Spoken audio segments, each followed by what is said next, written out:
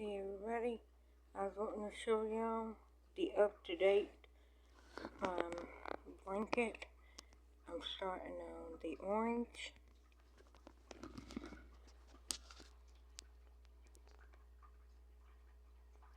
So it's orange, yellow, green, blue, purple.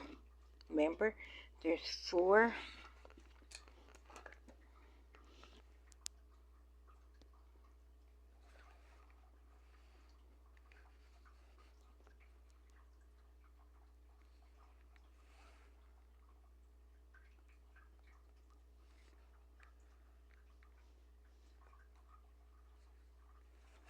Hold on.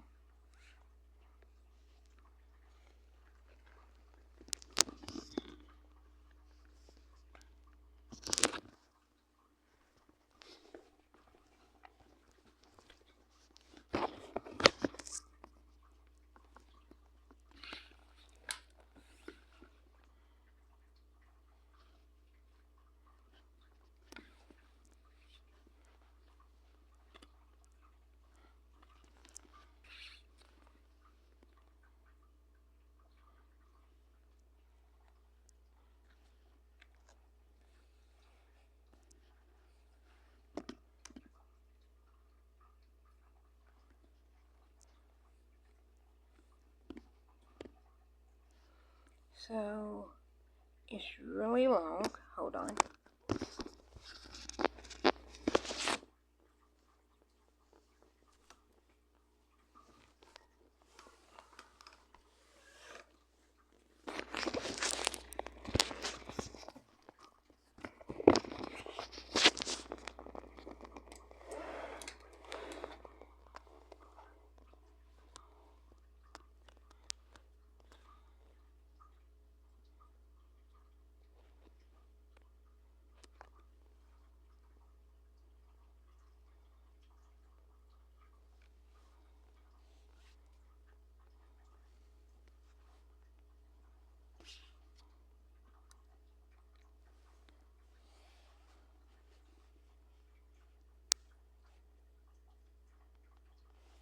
So yeah, I wanted to show y'all that update of I was wanting to show y'all the update of the blanket. I'm just now getting to orange. After orange will be red. And then after red will be the last layer of white. And once I get that, because it's, like I said, what's on that end of the blanket is going to be also on this end. So it doesn't matter which side, because both sides are going to be the same.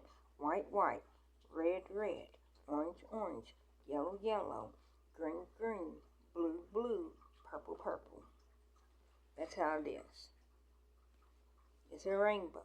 And this represents all of the kittens and Oreo and Biscuit. That's why it's not just a girl blanket, it's a boy blanket. It's an equality blanket. It's a blanket, a unisex blanket, a female blanket, a male blanket, a whatever blanket you want it to be. That's what this is representing. The rainbow, because we are all equal under the same sun. The white are clouds. That's why I put white on the end. So it's white for the clouds. Like if you think of like a leprechaun, like the gold at the end of the rainbow. That's how it's pretty much like it. But instead of it being gold, it's clouds. That's what it's supposed to represent. One end is clouds, the other end is clouds, or the other end can be a pot of gold. But I'm not going to put black on the other end. One, because I don't got the color black. Well, I do. I got it in my little kit that the girls and Gary got me for my birthday. Was it my birthday? I'm thinking it was for my birthday. Yeah. Because Gary originally got it for me for Christmas, but it came early. So they ended up giving it to me for my birthday. It's a bag, and it came with 3 different patterns to make like little stuffed animals. And I don't know if y'all remember, around that time I wasn't crocheting. I literally physically could not pick up a needle or a hook. And it wasn't until, was it the beginning of February or the end of January? I'm thinking it was the end of January. No, it was not even the end. Hold on, yes it was. Yes it was. Yeah, it was almost February. Yeah, because I was, okay, yeah. So yeah, beginning of February, it's still February. But, so the beginning of this month. Yeah. Is when I had to go somewhere, and my therapist wanted me to try to crochet. And so that's what I was intending on doing. But the only problem is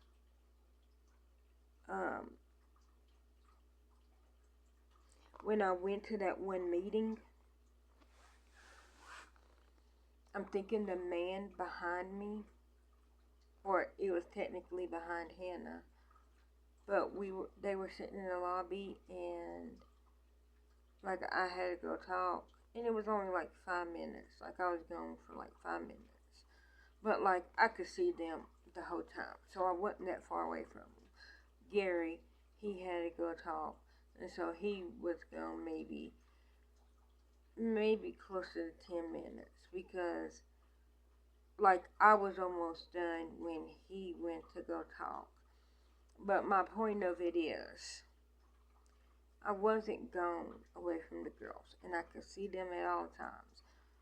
And I gave my yarn and my crochet hook my favorite size, which was a G.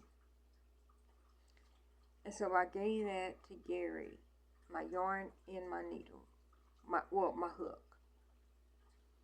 And then when he had to go talk, you know what, guys, I think I'm getting sick. And I'm only saying that because right now, my nose smells like chlorine water. Like, if y'all know what I'm talking about. I'm trying to breathe out of my mouth, because that's all that I'm smelling right now is chlorine water.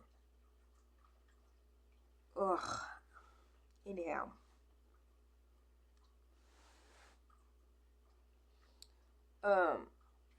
But I gave that, and then Gary handed it to the girls, and then Hannah put it beside her. So I'm not blaming Hannah, because, you know, it wasn't her fault. She put the yarn beside her, and my hook was inside the yarn. Then when we got up to leave, or, you know, because I was sitting there for maybe like a minute before Gary came back over. And so when we got up to leave, I was like, oh, well, you got my yarn? And he goes, no, I gave it to Hannah. I didn't know he gave it to Hannah. And so I stood up, and my crochet hook was gone. And I'm pissed off, because that man know he took it. And the only reason why I did not accuse him is because I did not see him physically take it. And I could not prove it. And I'm not in the business of falsely accusing anybody, because I didn't see him take it, and I can't prove that he took it. The only way that I could prove that he took it was for them to search him. But let's say that he didn't take it. Then that would have been me falsely accusing him, because I had zero evidence. The only reason why I say that he took it is because somebody else that was there, that was not even sitting near us, actually got up and looked in our direction, and was looking to see if they can help. That man that was literally sitting directly behind Hannah and Van, his eyes was fixed on the little sign. Not one time did he ever look down to even fake like he was helping us look. But somebody that wasn't even sitting near us at least faked the funk if they wasn't really serious about helping us look. At least they did put in the effort like they was helping us look. But that one man that was sitting direct, and the only reason why because when I sit down, I seen that he was looking. And I'm like, well, let me sit catty corner. So if he even tries anything, I could see both the girls, because they were sitting beside me. So I was sitting kind of sideways in my chair, so that if he even sneezed too hard, going forward too hard, I would have bopped them in the head, because I don't know your intentions. My 2 kids are right here. I was in Mama Bear mode. So I don't know if he took it when Hannah put it beside her. Like I said, I have 0% proof that he took it. 0% proof. So everything that I'm saying is literally because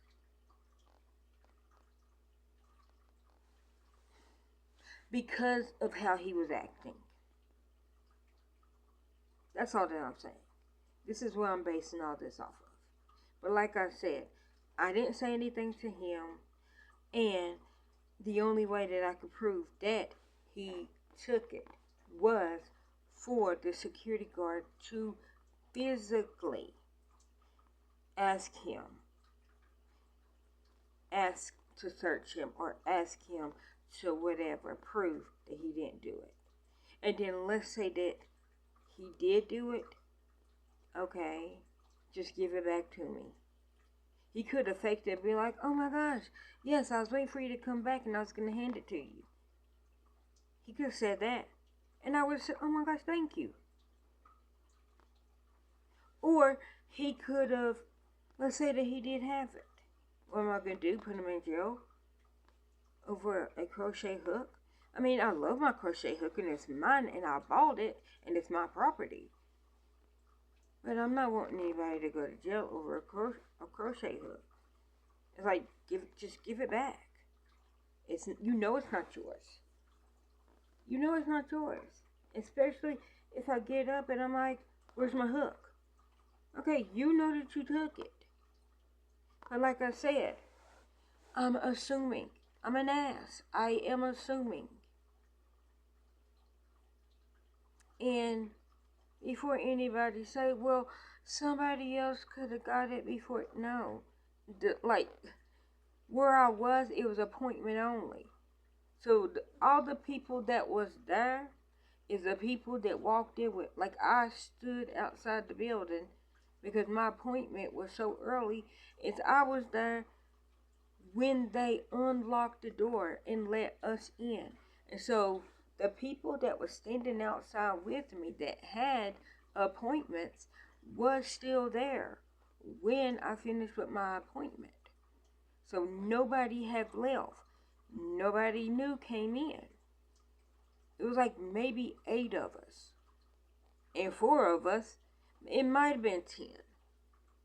But it was like me, Gary, and the 2 girls, and then like maybe 5 or 6 more people that we didn't know.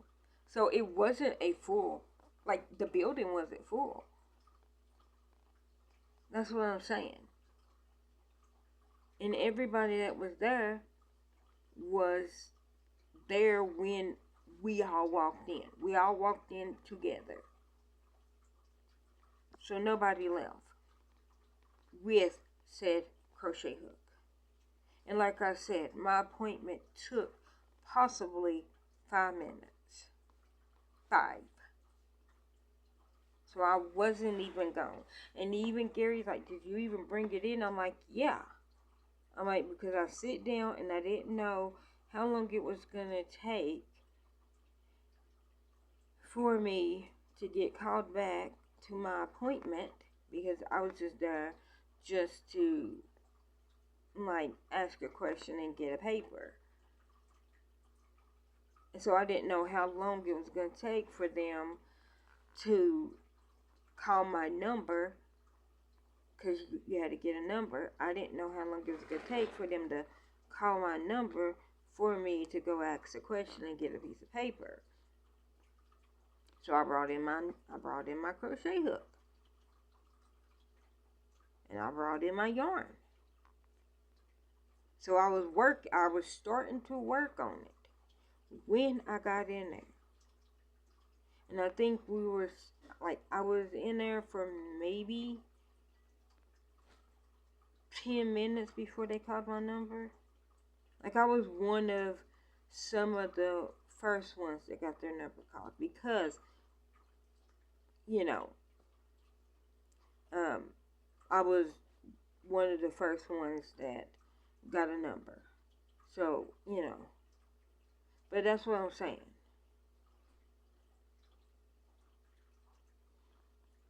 It still makes me mad. So, that green blanket that I was making is literally just full of anger.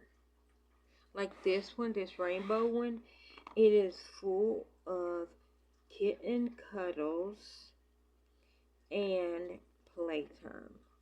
Like, it has love, it has joy, it has, even with Ori and me and Ori having words with each other, even that's not in here, because the kitten cuddles overpower my argument with Oreo. Because when I think of this cover, when I touch this cover, when I'm crocheting, I'm thinking, I can't wait to be done so that I can see if the babies will cuddle with me in this blanket. And already, 2 of the babies has been laying on this all day today and been asleep. And y'all don't know how happy that makes me. You don't know how happy that makes me. What is that?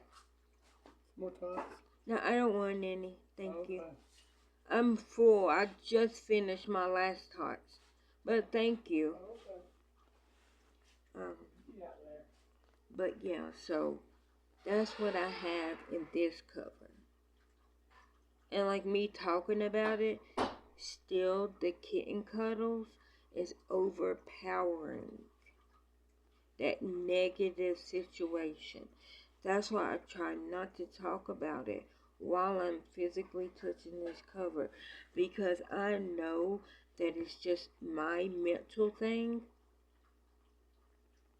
But the reason why I cannot make a blanket or the only reason why I cannot crochet something and physically give it away. I can't sell it and I can't give it away because I put memories.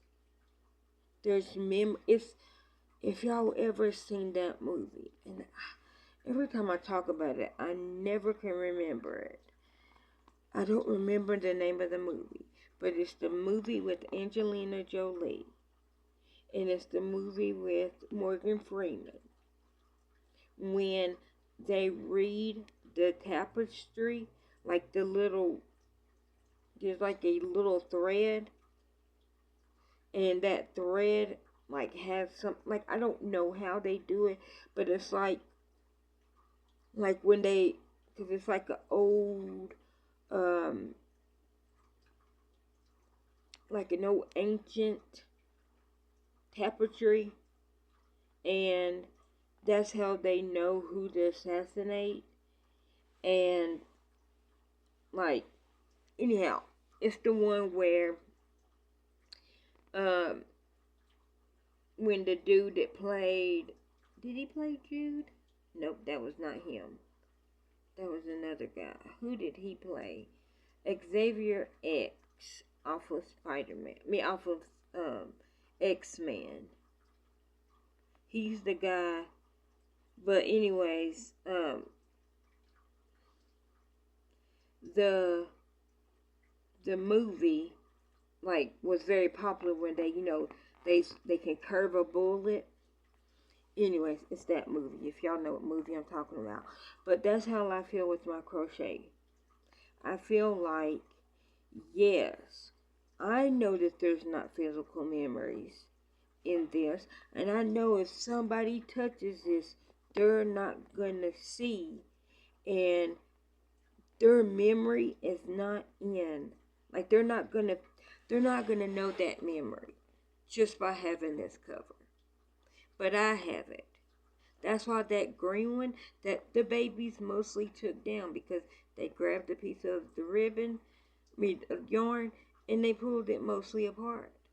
But when I was working on it, and I was showing my therapist, and I was telling him, I can't keep this, because this cover is full of anger. Because I told him the reason why I cannot sell or give away anything that I crochet is because it has a memory in it. And then when I was talking about that green one, he was like, well, just make it, give it to me. We can give it away and nobody has to know that anger. Because I told him, I don't want to give that green one to the babies. Because I don't want to give them anything with all this anger in it. And even when I look at that color yarn, I get mad. And I physically feel the anger. I do. Like, me talking about it is not making me angry. But literally, if I grab that green, it brings back that evil, mad, angry thoughts. And I know it's just me, but that's how I feel. That's how I feel. But this blanket that I'm making right now, I'm talking about it, and I literally don't have that feeling, because when I touch this crochet lap cover blanket, and I made it this long so that the babies can wrap themselves up in it, so that Ori can have it to lay down, which I might not give it to Ori. I'm still. Hello. Do you want to come and say something, baby? Come here. Come here. Ori, I can see your tail. Come here.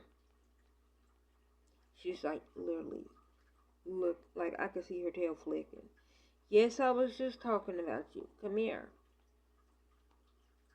Oreo. She's literally at the bottom. She's literally right at the side of the bed. Ori. ignoring me now. Anyhow, that was my whole thing. I was making it for the kittens, and then when they leave, it was going to go to Ori. That's literally the whole plan. And what's in this cover right here is kitten cuddles. And I love it. I love the little kitten cuddles. And the happiness. And the joy. And the comfort and the warmness that I feel when I touch his blanket. But I know that this is a mental thing. But I like this mental thing. I like this mental thing. And everything that I make, I literally can tell you what show or when I did it, what memory that brings back for me. That's what I can tell you. Because most of my blankets that I made in the 2019, I was watching Andrea Mills before she passed away. I was watching Jay Morrell. I was watching Melisandre. That's all I'm saying. Like, I know it depends. Like, whichever mask, I can tell you what I was doing when I was making that mask. Gymnastics, competitions. I can remember what I was doing, where I was at, what show I was watching. I can't tell you what the episode was about, like the YouTube channel. I can't tell you what they were talking about, but I can tell you who I was watching, when I was watching. Like, that's what memories is in the stuff that I make. That's why I always tell people I can't make something for you. I cannot. Like, I literally, physically cannot part with it. Like, yes, this will be Ori's cover if she stays my emotionally support animal. So yes, this is her cover. But if she ever goes somewhere else, this cover will stay with me. When the babies go to their forever home, this cover will stay with me. I made a cover for Gary's dad when he was going through chemo treatments. And before his mama moved to Florida, she gave that cover back to me. Because I told Gary, I will make this cover. Gary bought the yarn. The only thing that I did is I just crocheted a blanket. But I told him, I will make this blanket for you, but I want it to be wheeled back to me. And then his daddy passed away. And then his mama moved to Florida. And before she moved to Florida, she gave me that cover back. And I still have that cover. And every time I look at that cover, I think of Gary's daddy. I think of Gary's mama. I think of Cy and Bella. If y'all don't know who Cy and Bella is, that was the Turtles. I remember the house where they lived. I remember it was early in me and Gary's relationship. I remember playing NCAA. I think it might have been 08. In Madden 08. When me, Gary, and Gummy Bear, when we used to play football for hours. Happy, wonderful memories. Even though the reason why I made that cover is because his daddy was going through chemo treatments. And he was staying cold. So I was like, Gary, like I said, it had to be, it might have been NCAA 07 in Madden 07 because we met in 07. And then, like, Eric did get 08 and 09 and, all the up-to-date Madden and NCAA. But that's what's in that cover. Even though I made it for his daddy while his daddy was going through chemo treatments, it's still happy memories. Because that's when we used to, like, used to listen to music. We used to have so much fun. And I miss that. I miss Gummy Bear. I miss how, like, before the girls was born. And I wish that we could have that now that they're up in the age to where if we started playing Madden, if we started playing NCAA, if we played a game, they know how to play it. It would be so much fun. So much fun. And I wish that we could go back to that. Me, Gary, the girls, and Gummy Bear. I wish that we could go back to that. That was so much fun. We miss hanging out with him. And we don't hang out with him by his choice. It's not by our choice. He's a part of our family. He will always be a part of our family. He would never not be a part of our family. Forever and for always. Even if he doesn't think of it like that, we will always, of course, that's Gary's only biological child. So of course he will always be Gary's family. But he will always be my son. He will always be the girl's brother. That would never change. Never.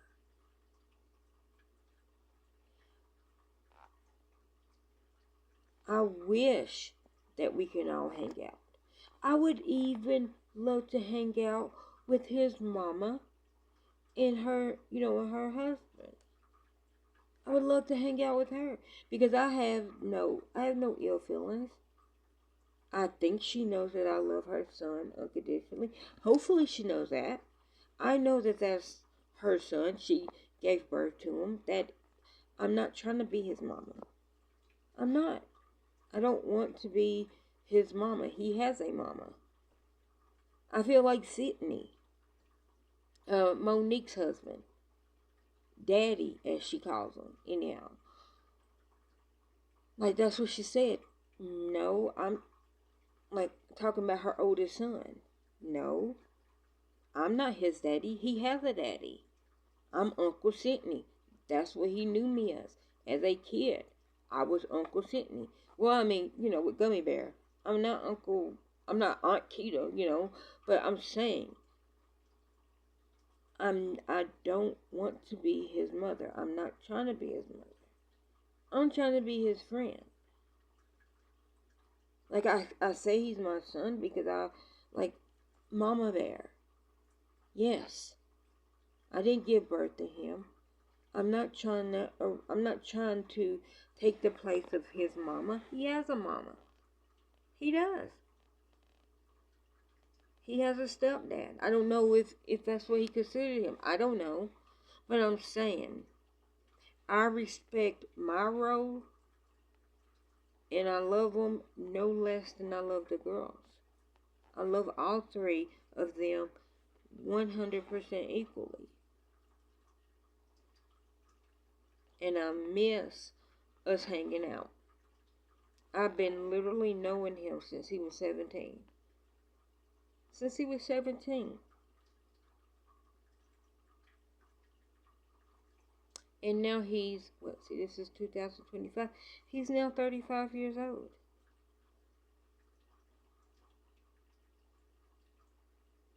That's how long I've been knowing him. He was almost 18, so it was because me and Gary, we met September of 07. And he turned 18 January of 08. So, I've been knowing him for that long. So, anyhow.